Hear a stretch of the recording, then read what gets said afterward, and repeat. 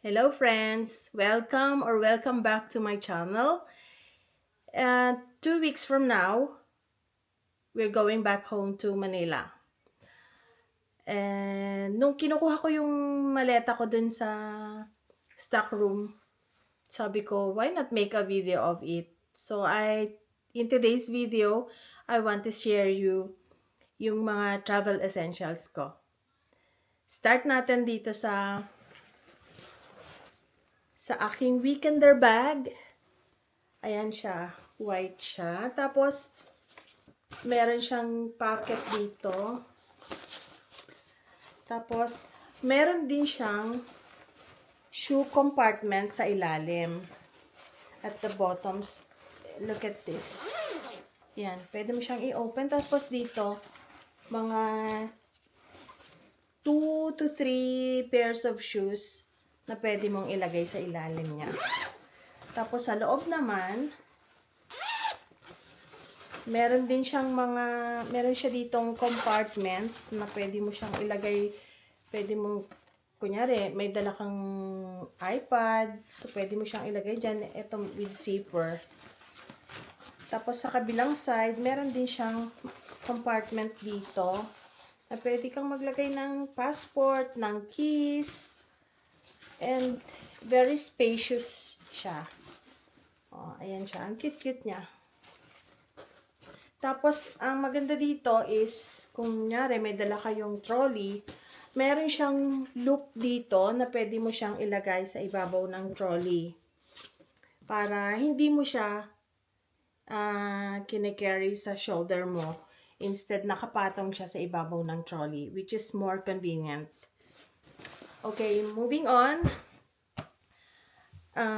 Pag nag-travel ako, kailangan ko ng mga packing cubes.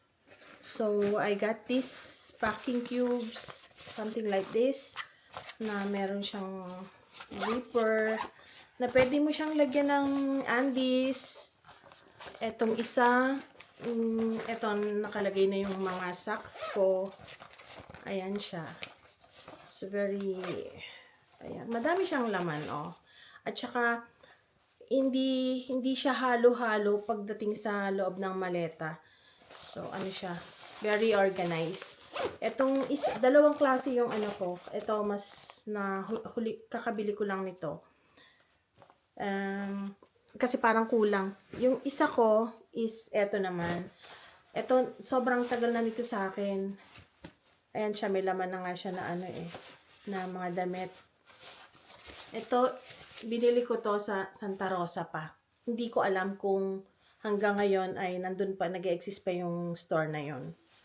So, pag uwi ko, maybe I'll visit there. So, we'll try to find if they are still existing there. And, moving on. Ito naman, pag, syempre, girl, kailangan mo ng ganito, yung makeup bag or toiletries.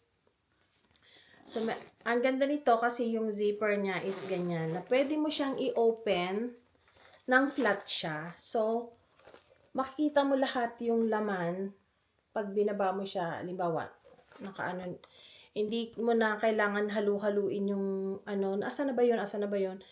Tapos may divider siya with zipper. So, pwede mo siyang lagyan dito ng, halimbawa, yung mga ayaw mo siyang mahalo dun sa ibang makeup mo, kagaya nito, yung mga ganyan, oh. Tapos, dito din sa kabilang side, meron din siyang dalawang compartment na pwede mo siyang lagyan ng, let's say, yung powder mo, mga ganun, yan. Tapos, very, very spacious siya, at saka, maganda siya, cute siya. I bought this from Amazon. And, yung pag naman, halimbawa, nagdadala ako ng ina-avoid ko na magdala ng sobrang malalaking bottles, ng like for example, lotion. So, I got this. This is what we call the air pump jar. Normally, matagal na to sa akin. Normally, nilalagyan ko siya ng label dito para at least madali ko siyang malaman kung ano yung laman doon sa loob. I got this in 3 sizes. This is the large one, the medium one, and the small one. Itong malaki ko is, I think, pag ano siya, ganyan lang siya. Isasalin mo lang yung let's say, lotion sa loob. Tapos, pag ginamit mo siya is, ganyan lang siya. Pe-press mo siyang ganon, ayan siya. Tapos, ayan. So, very, very clean and maano siya. Maganda siya, cute, at saka parang napaka-elegant ng tignan. And, moving on, syempre, hindi mawawala yung gusto ko, naka-separate yung toothbrush ko, tsaka yung toothpaste ko. Kasi especially kapag nasa hotel, hindi mo alam kung ano mangyayari sa toothbrush mo. Diba? Pag hindi ka naman laging nasa room, hindi mo naman babantayan. Let's say, hindi naman sa wala kang tiwala, pero mas iba pa rin yung sinasecure mo, diba? Ganyan siya. Ayan. Wala pa yung toothbrush ko kasi hindi ko pa nalagay. Pero napakaganda niya. Ang cute-cute niya. Tapos, pag nasa airplane naman ako, yung iba kasi minsan madami ako nakikita na pag pumupunta sila ng restroom, naka-socks lang yung iba. Yung iba naman hindi. Siyempre, yung iba, yun naman yun depende naman yun sa tao kung anong gusto niyang, kung okay lang sa kanya yung ganun or hindi. Sa akin kasi, ayoko parang, okay lang siguro kung ako lang yung gagamit nun. Pero, syempre, public yun So, I got this. Ito siya. I bought these slippers from Amazon. Napaka-soft niya. It's bendable. Kaya, pwede mo siyang ilagay sa maleta o kaya dun sa hand carry mo. Pero ako, normally, nilalagay ko muna siya dun sa Ziploc bag. Tapos, meron pa siyang dun sa dust bag para medyo maganda siyang tignan. Ang cute-cute niya. Tsaka, very light siya. Tapos, pagkagamit, meron lang akong wet tissue. Tapos, nililinis ko yung ilalim. Tapos, yun. Lagay ko ulit sa trolley ko. And, syempre, pag may mga ganyan kang kailangan meron ka ding may mga lalagyan ka ng jewelries, kagaya nito. Ito, sobrang liit niya lang. Napaka-cute niya. Pero marami siyang nalalaman. Meron siyang zipper. Tapos, eto siya. Ganyan siya. Tapos, meron siyang compartment para sa mga rings. Tapos, yung para sa earrings. Tapos, dito, nakahang yung necklaces. Very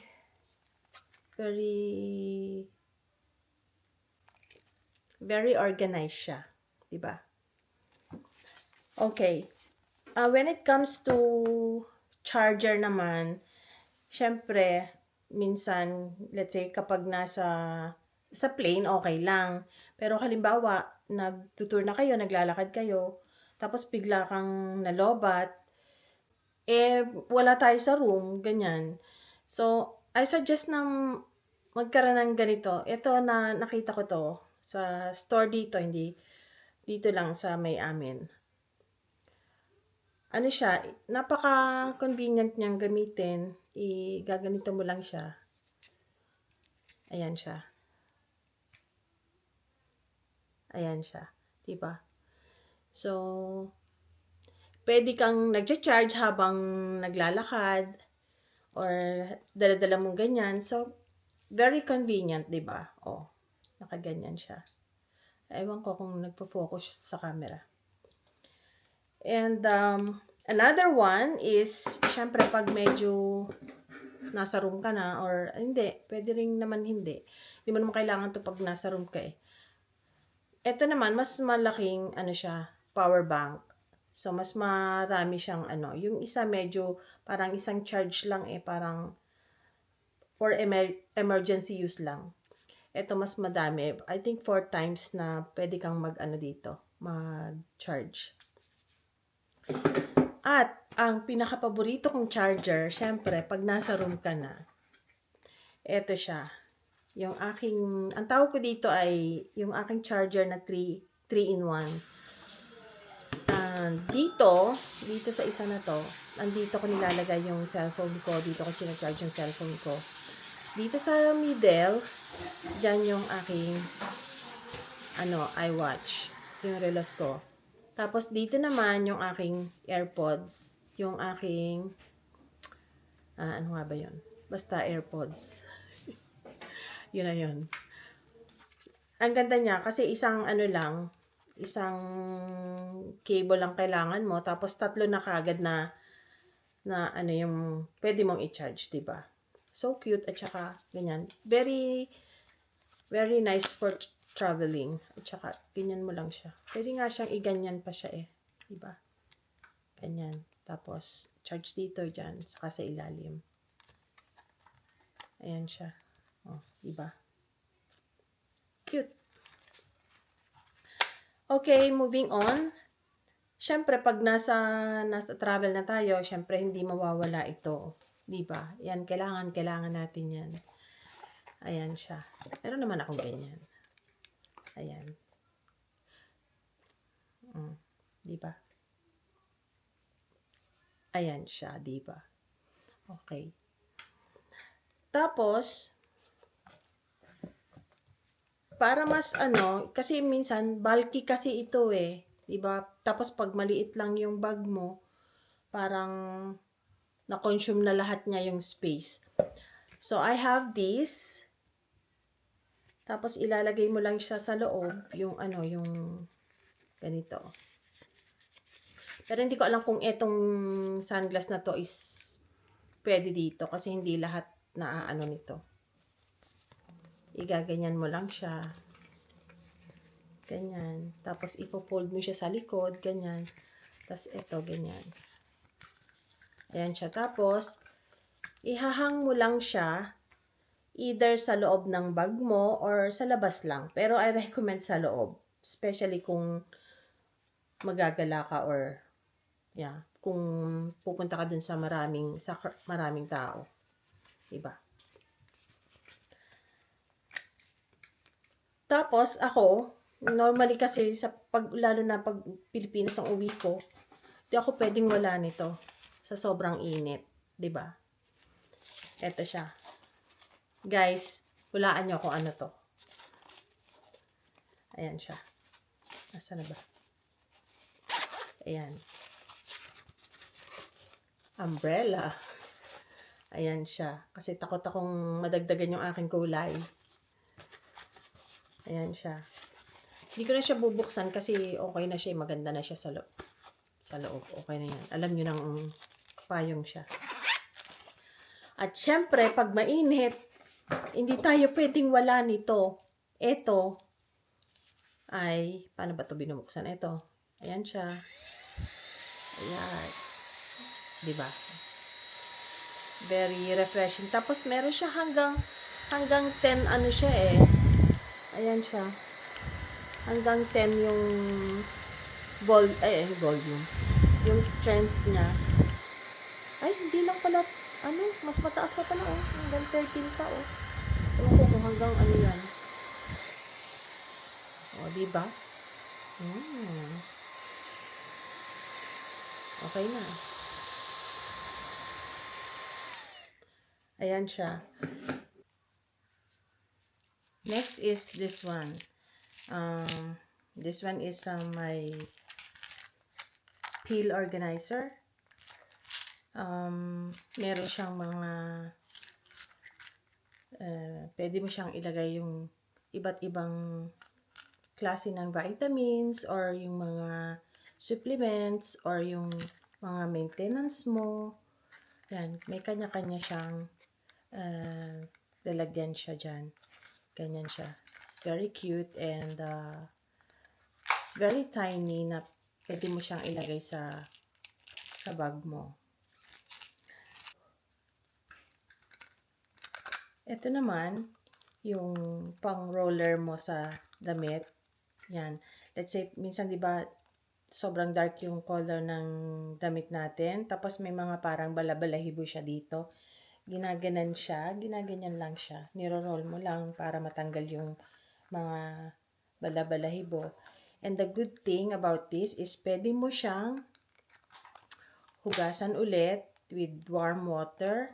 Tapos, let it dry and then pwede mo na ulit siyang gamitin. It's reusable and it's really very cute and very affordable. I bought this from Amazon.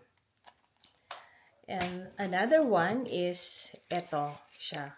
Para mas, ito siya yung may, yung luggage belt, siya, naka TSA approved din siya. Para mas secured yung iyong maleta. Diba? Tapos, igaganyan nyo lang siya. Ganyan. Ganyan. Tapos, aano mo lang yung lock niya. Tapos, aano mo lang siya, lalagay mo siya lang rounded sa mo, sa maleta mo. So, mas secure. Parang na-double lock yung maleta mo. And other one is etong natin, digital weighing scale. Kasi, aminin na natin na tayong mga Pilipino, kahit gusto lahat isaksak sa maleta, lahat dadalhin. Pero, minsan, nangyayari, pagdating sa airport, na-stress tayo dahil, madidiscover natin na pala, na overweight ang natin, dala-dala natin. Tapos, dun pa tayo, which is, I personally, it was happened to me personally na doon ako nagkalkal ng maleta ko sa airport, which is really very stressful. So, kung meron kang ganito, ayan, meron kang mamamonitor mo yung weight ng maleta mo, yung mga dala-dala mo. So, pwede mong, and this is, you can use it by grams or by kilograms. So, pwede mo siyang ma-adjust kung, let's say, nakita mo na, pwede pa ako magdagdag sa maleta ko, or, sobra na overweight na ako, so pwede mo siyang dagdag bawas. Parang lang sa natin, sa Comelec. Hindi, patawa lang ako.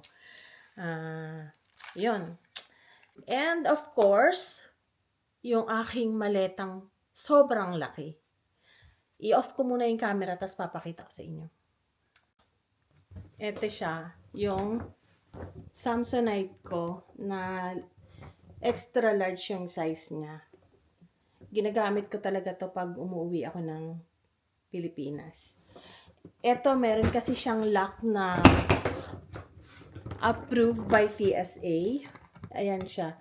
Ibig sabihin nun, kung halimbawa na for security reason, kailangan nilang i-open yung luggage mo, meron silang sariling key na pag binuksan nila, hindi masisira yung yung luggage mo.